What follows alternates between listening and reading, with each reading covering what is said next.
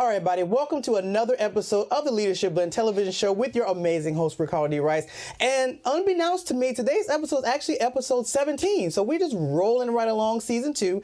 And today, you guys know I love education. So today we're really going to take a look at education in Atlanta. And you know how I do. I have to bring an expert who actually understands the numbers. And before the show, he gave me some numbers that are not only going to startle you, but startled me. So without further ado, I'm going to let him introduce himself and tell you about himself. So, sir? My name is Frank Brown, and I'm the proud CEO of Communities and Schools of Atlanta, an organization that was started here in 1972. And our mission is very simple: to surround kids with a community of support, empowering them to stay in school and to achieve in life.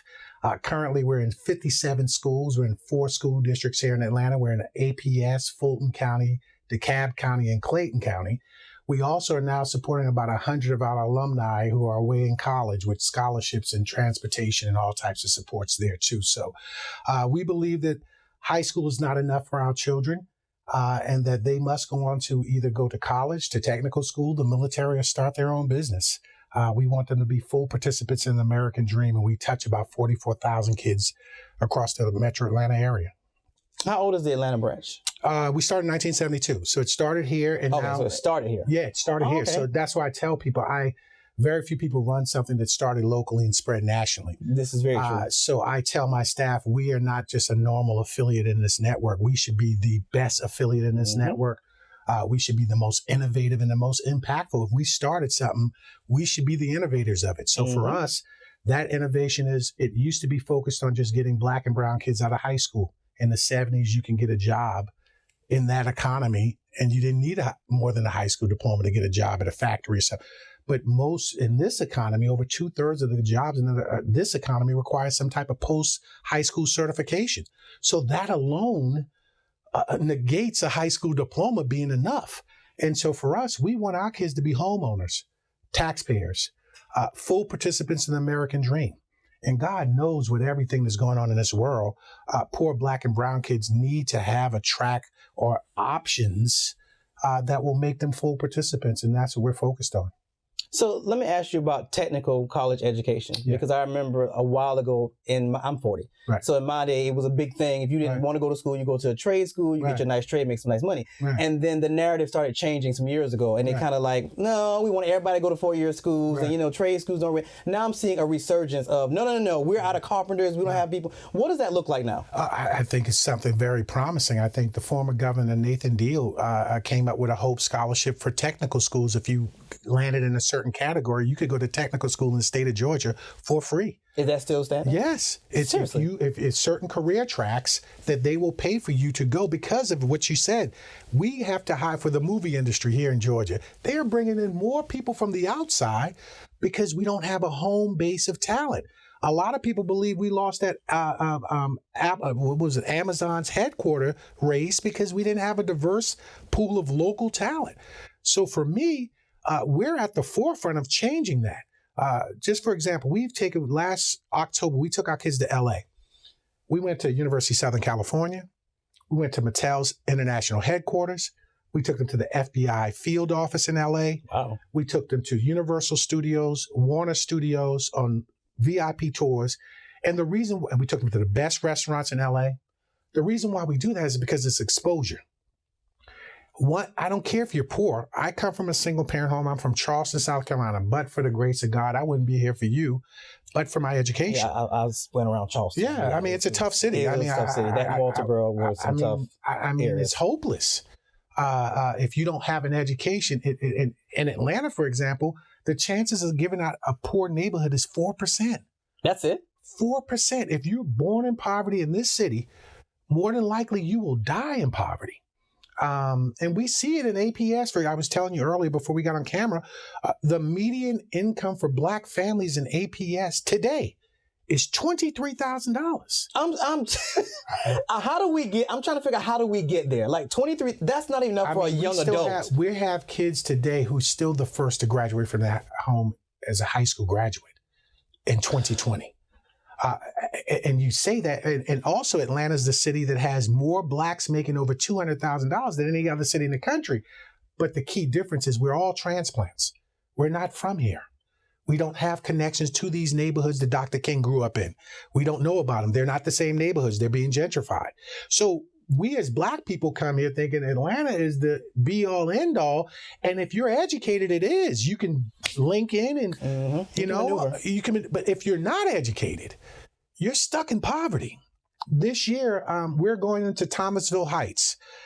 It's been ranked historically one of the worst schools in the state of Georgia for the last 40 years. What area is that in? It's in Atlanta, over by the federal prison.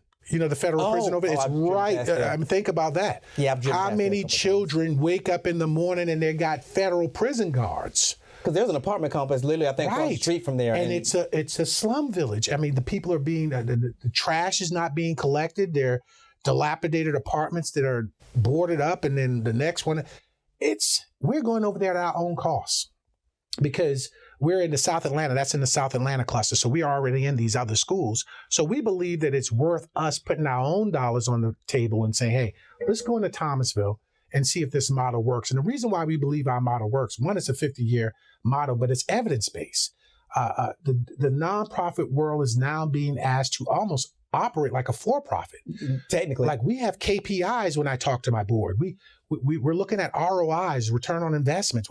You have to do that because I saw one of your questions, what are the biggest problems and challenges of running a nonprofit, especially one that has some size and has been around, is understanding the finances. Yeah. I run a $6 million business. It's not a hand-me-down mom and pop. Our audits are clean every year. It's zero findings. You got to know how to run a business. Your mission could be excellent. But if you are not financially stable to pay your staff on time who are doing the work, to pay your vendors, to pay the people who are giving you services, and your credibility as a leader will be shot. So hold that right there, because we got a lot to unpack. All that you said, we got a lot to unpack. So we're going to take a quick break, and when we come back, we're going to have more with Mr. Frank Brown on the Leadership in Television Show with your host, Ricardo D. Rice.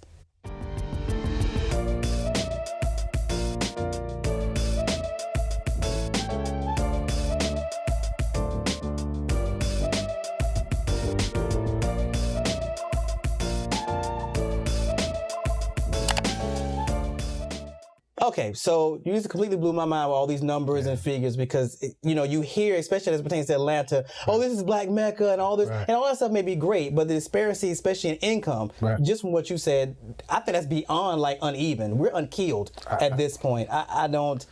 So let's talk about COVID and the effects on education. It has been devastating. Atlanta was already ranked the income inequality capital of the country the last 2 years before COVID. I remember I just got finished doing Leadership Atlanta about 2 years ago, and I had an incident in it because I was raising this issue. I was like, how can this be going on in Atlanta? And I'm in with all these august leaders and nobody's talking about it.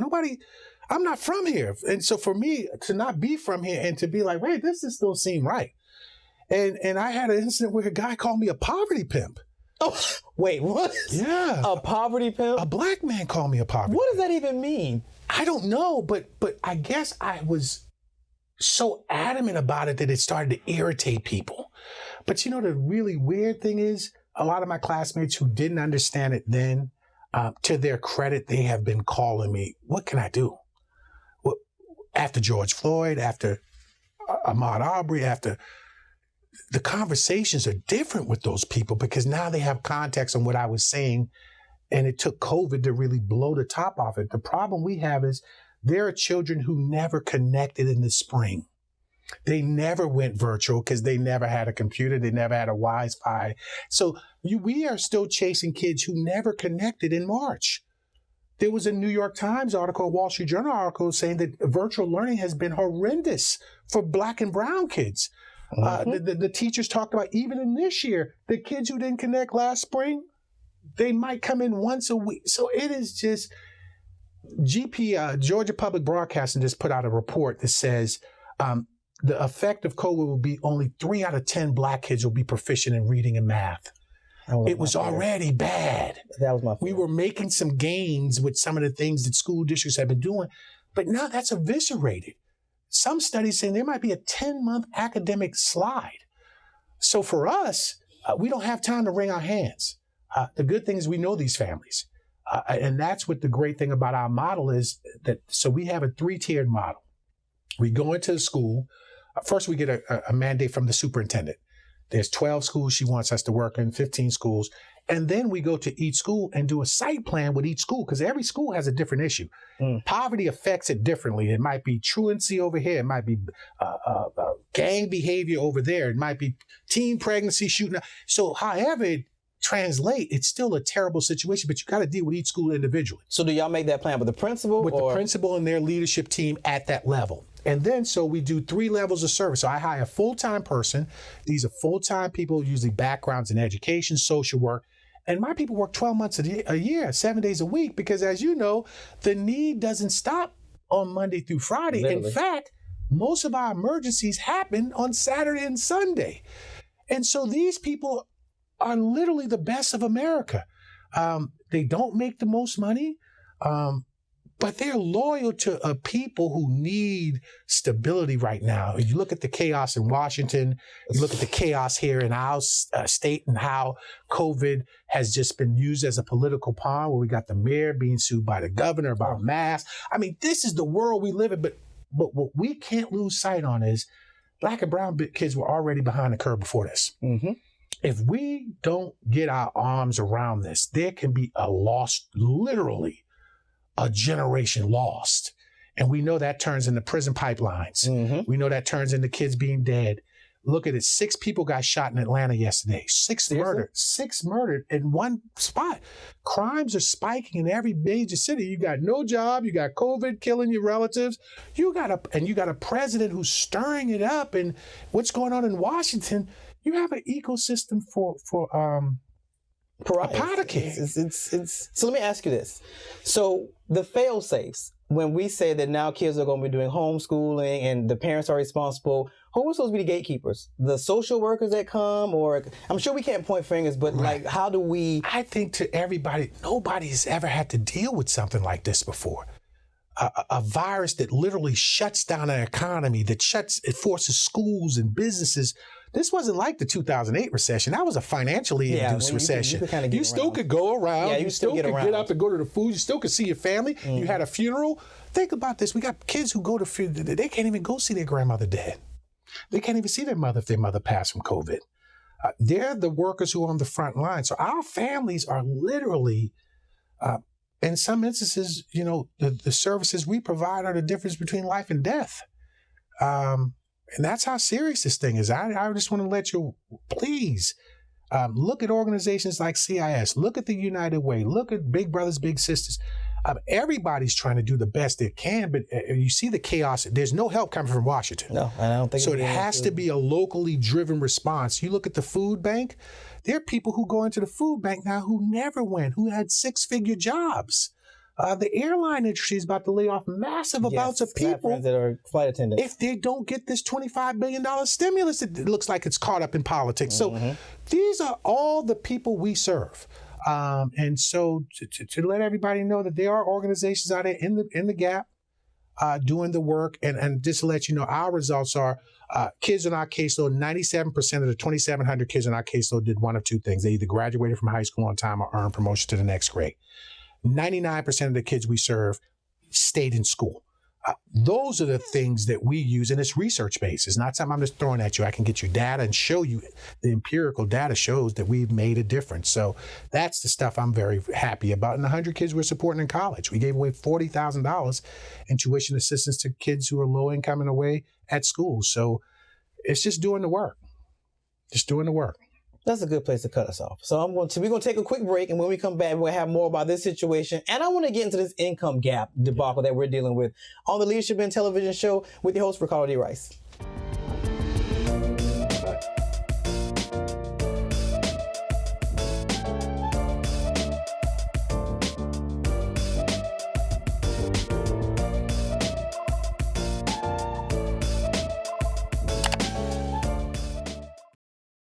Okay, so this income gap, which I find it's so sad, it's laughable. Right. How do we get there? How do you get such a disparity where some people, and we're talking about African-American communities or people brown and black, get to 120 and 10. How do we get there? I mean, just like I said, in APS, the numbers are that the median income for Black families is about $23,000.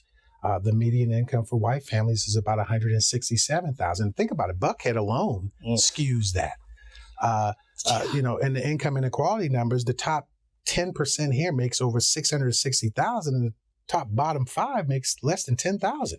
So you say, how does that happen? I asked Mayor Keisha Lance Bottom that question, and her response was that the education system has changed. It's not as quality as it was 40 years ago.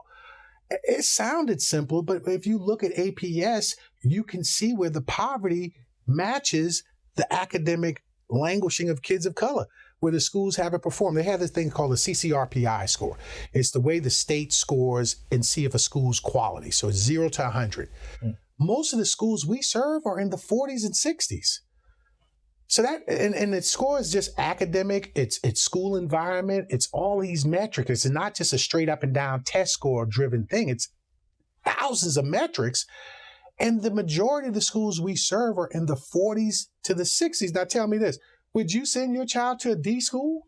No, but if that's the only school you have, where else are you going to send them? They can't get a scholarship to PACE. PACE isn't going to come to, unless they play athletics. That's you get what I'm saying? Another conversation. But I don't knock families who do that, because I got a scholarship to a Catholic school, and it changed my life. So if that's an avenue that you can use, those are valuable avenues, because those relationships changed my life.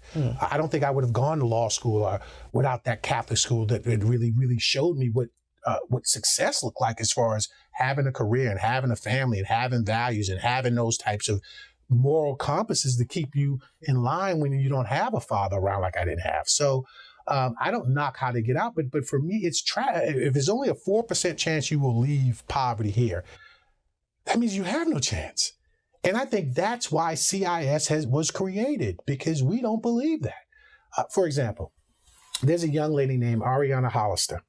She went to Forest Park High School. She graduated about 2015.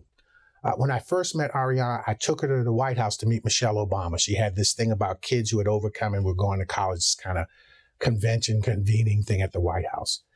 When we got to the airport, I didn't drop them off. I met them up at the security of Hartsfield, and I said, they had book bags on. I said, hey, did you check your bags?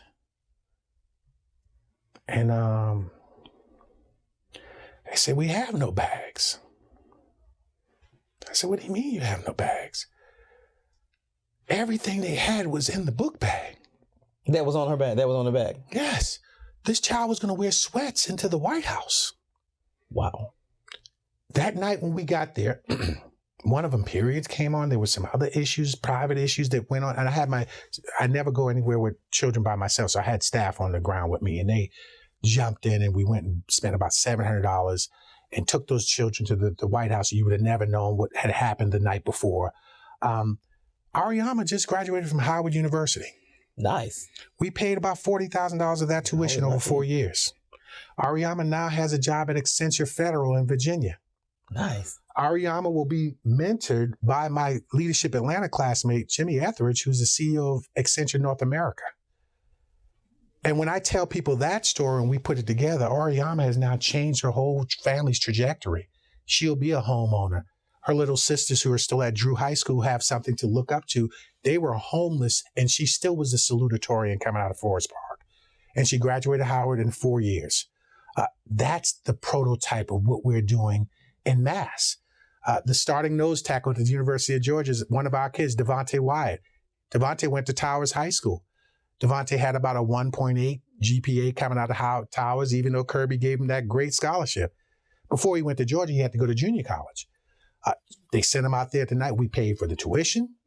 We paid the jock straps he had to use for practice, because at those junior colleges, you don't get all the equipment stuff. All the luxury things. We got about 15 kids who got a chance to be first or second rounders in the NFL. So not only are we nurturing them at this critical time where just because you got the scholarship doesn't mean everything's taken care of. Yeah, no. They're being used in this system where their lives are being put at jeopardy to fill universities' budgets because they're essential workers. And so we have a chance now to create an ecosystem where I have these kids now come back and do what Denzel did for the Boys and Girls Club, because we invested in them and now they're going to come back and invest. Ariana was an intern in our technology department and created Tableau dashboards. Now it comes back where we've invested in the babies and now coming back investing in this organization. I think that's what differentiates. We said we want to be the most impactful nonprofit in the world. The reason why we say that, because we are sending kids all over the globe, whether they're in the military, whether they move to Europe, they will reflect what we put in them. And we believe that we have a obligation to make them global citizens, not just citizens who play in the South, but citizens of the globe. And that's why we believe we can be the most impactful nonprofit in the world. Let's switch up. So we were talking about budgets for nonprofits. Right. And I have this discussion with people all the time, and you get this bewildered look because people just don't understand the dynamics of the budgets. Let's talk a little bit about that. So you have a bigger budget because your nonprofit is humongous. Yes. So how does that work? It works like any other budget. You got to have but other people don't know that. In the sense of, let me be more like operating costs, things of that magnitude. Like you have to understand how to put together a realistic budget. I think my number one responsibility as the leader of this organization is to make payroll. The minute you don't make payroll, you lose the trust of your employees. It falls apart. And let me give you an example. When I was a young ED in New York during the recession, and New York was dead center hit by the recession because all the Wall Street cats started calling immediately saying, I can't give you that donation. I can't. They were jumping out of windows on Wall Street because, the meltdown literally happened in New York on Wall Street. And I remember not being able to make payroll. Because the state of New York almost ran out of money and they were up there playing gimmicks where they wouldn't pay the nonprofit until the next month so they can act. So it was, everybody, it was a catastrophic, but it taught me how important it was to understand cash flow. Because nobody cares if the world is falling apart. If I came to work and I did my hours, I want my check. And I think that sometimes I tell people leadership is best. You get more out of losses than you do wins. And I think that was one of the key seminal moments in my growth and development as a leader, because that's a responsibility that very few people want. The responsibility of making sure everybody get paid. Because I would love to just go to bed at night and be like, oh, that check will be there Friday. But you don't know what it takes to get that check there. And so that means having a competent CFO. And this is going to talent. I think some of the biggest advice I would give to leaders in the take your talent search serious. Don't just look at the resume. We do now, and this has come from learning, bad hires. Some of my worst decisions were bad people. That's something a resume won't tell you. It won't tell you that. It won't tell you if they got integrity. It won't tell you if they can take feedback. It won't tell you if they got a work ethic that's second to none. So now we have a culture index where I now use science. And we make, before anybody come in, we'll make you take this culture index and we'll know who you were. Since these 7 traits will tell us who you've been since you've been 3. And they also tell us who you'll be in this job we're trying to. So now you got to go science. Ray Diallo from Bridgewater and Principles, he talks about science and using science because you don't know who someone is off of a resume. Nope. You don't know if they're a liar. You don't know if they're seriously, you don't know if they steal. You don't know that until they come into your thing and it takes a year or 2 to get them out. And the damage they do. It's just, so for me, understanding cash flow, understanding how important it is to have the right people on the right seats of the bus, taking that serious as a leader to make sure at the end of the day, I'm responsible. And I think what we see in the world, in the greater world, whether it's Washington or what happened here, is we have leaders that don't want to be responsible. Hold that thought. All right, so we're going to take a break because that's a whole other segment. So we're going to take a break, and when we come back, we have more with Mr. Frank Brown on the Leadership Blend television show with your host, Ricardo D. Rice.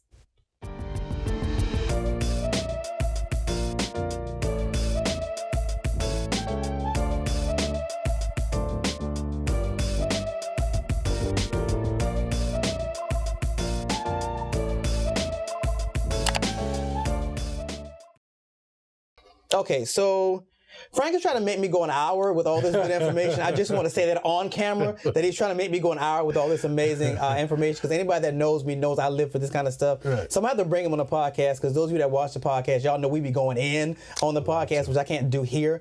But nonetheless, all right, so we've talked about a lot of issues. Right. So what is your organization's objectives to help rectify a lot, as much as you can, for the remainder of the year? Well, we have a strategic plan that says our impact should be over 95% of the kids on our caseload either do one of two things: graduate from high school or earn promotion to the next grade. So for us, making sure we meet that goal of the current strategic plan. But we're embarking on a new 5-year strategic planning process, which is very important, which will really flesh out this high school's not enough mentality we have. We have alumni association that supports about 100 kids. We really want to put meat and bones on that.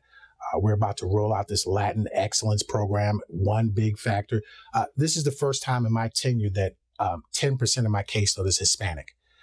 That population will probably be 20 to 25% in the next 5 years, because the demographic changes of Atlanta. Black people are moving out to South Clayton County, South Fulton, and Central DeKalb because of the pricing. The gentrification is pushing people out of historically Black neighborhoods.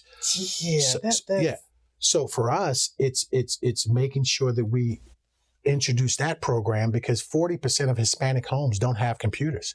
You talk about, and I really want to talk about that community, because they are dear to what we are doing. Our Black kids have to worry about getting home with gang violence and stuff like that.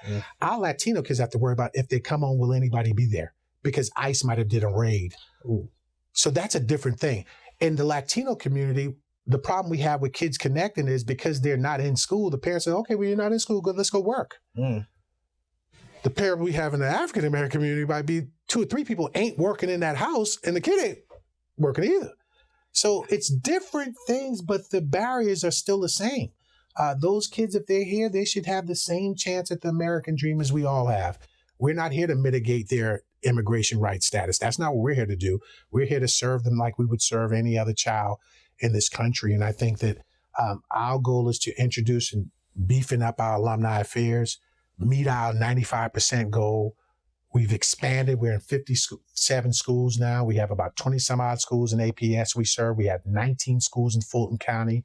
I have 8 schools in Clayton County and 4 in DeKalb.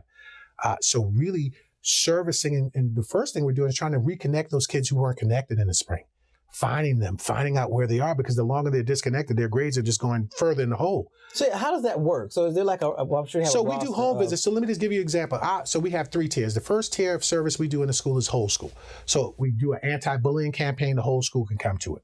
Second tier of work we do is a group model where we take 10 to 15 kids who have similar situations, risky sexual behavior, cessation of smoking, and we can work with them on a group level. Our Cadillac service is our case managed service. That's where we pull out our emergency financial assistance. Last year, since COVID has hit, we've given out $179,000 in direct assistance to our families for housing, food, shelter, funerals. We've given out another $19,000 for think about the alumni kids. A lot of their colleges are closed. Or if they had to go back because they're an athlete, they ain't open. So we're triaging these kids all across the country. So for us, it's just staying focused and more importantly, listen to our school districts. Our school district, we're out passing out laptops. You know, a lot of these school districts have bought a lot of laptops, a lot of infrastructures. Shout out to the school districts. But they all bought them late, so now there's a big clog. And there's thousands of kids who need them who've been going for 2 months waiting on the laptop to come. So for us, we got to buy laptops. We bought laptops. We're getting them donated. So for us, it's doing whatever it takes to get kids reconnected. Fortunately, we think schools are going to start going back in person probably late October. But then the fear is my staff. I think for me, if I walk away from here, I want y'all to know it's not me. It's not me who makes this organization special. It's the site coordinators. It's the people who do the work, who call and check and cry and deliver food and talk babies off ledges when nobody else listens. They're the special ones. They're the most important asset we have. So let me ask a question, because when I worked at South Atlanta High briefly, I worked with Project Grad, and they were housed in a room. CIS used to run that. So CIS used to run Project Grad. Okay. So we used to, that's probably where and let me just tell you, after we lost a $5 million contract after the cheating scandal on APS. I was going to ask you about that, but I didn't know if that tied in directly to it. Did. It almost closed us. Our biggest donor is Miss Ann Cox Chamber, God bless her soul, who just passed from the Cox family. She gave us $3 million, of which we still have $3 million today. One thing I'm very proud of in this economy, I didn't cut one staff member. I didn't furlough nobody. I didn't take one benefit back. We gave out the biggest bonus in this company's history. We gave our staff under $100,000, $250,000 bonuses. Jeez. Okay. Because I knew what they were facing this semester. And I can't ask them to go put food in somebody else's refrigerator and they have none in theirs. I can't ask them to help turn somebody else's light on and their lights are about to be turned off. I can't ask them to give somebody else's child tuition and they have none for theirs. We gave our staff $22,000 in emergency assistance last year, too. Nice. So for me, it starts and ends with our site coordinators. And I'm just very blessed to have some of the best people in the world who I call colleagues every day who really, I go to our website, cisatlanta.org. We have a film, just to let you know. We're getting ready, but we had a film called Beating the Odds. It won the Best Short Documentary at the International Black Film Festival. Nice. In Nashville, it was in Bronze Lens. It was in the Charlotte Black Film Festival. Please check it out. I'll make sure my people get you that. I think Channel 2 is about to run it on their OTP app or whatever, the app you have when you don't have cable. They're about to run it on that. And we're just looking at it. We got a big partnership with BET. Shout out to BET. They gave us about $450,000 with that big telethon they had to help people of color. Shout out to Rourke Capital. They own everything from Sonic to Arby's to Jimmy John's. They've come in big and invested huge in us, almost over a couple of $100,000 to work in the Thero cluster. So they put 3 site coordinators in Thero, Kimberly, and Bunch. Shout out to MercedesBenz USA. They just gave us money to put a site coordinator in Miles Elementary. So we are doing things that defy logic right now. And I think that the people see the value in our work. We're more needed now because think about it. A school is not going to send a teacher to that home. No. A social worker is not going to go and knock on that door. We've been knocking on the door before the crisis. So we already have the relationships with some of the poorest, most disconnected people in the city. So, and our goal is to make them full participants in the American dream. All right. So for anybody that's listening to this or watching this, how can they do something to get involved? Because I'm sure that's what they're going to feel. I mean, you could go to our website. You could donate. You could volunteer. We have volunteer opportunities, virtual volunteer opportunities. We do career days. We do read and learns for our kids. But go to cisatlanta.org and look at volunteer opportunities. And more importantly, just reach out and follow us on social media. We will be letting people know when we have events for the public to participate and stuff like that. But you could definitely donate. You can hit the donate button. And because I just want to say there's a lot of nonprofits out there hurting. And people don't understand how important the sector is in times like this when the government is retreating and corporations are losing and cutting people and going into bankruptcy. It's nothing but the nonprofit world out here that's really holding this thing together. So I want to shout out all the leaders in the nonprofit world. It's hard. It's you get discouraged, but your work is very valuable and important. And I just want them to know that. All right. So like I said, you made us go completely over our time, which is absolutely fine because I don't mind when it's good stuff. So this is good stuff. Thank you. So like I said, we definitely got to have him on the podcast because I need you on the podcast so we can really get into some stuff. But we want to say thank you to Attorney Frank Brown for being with us today from CIS. And we will see you guys same time, same place on the Leadership Blend television show with your host, Ricardo D. Rice.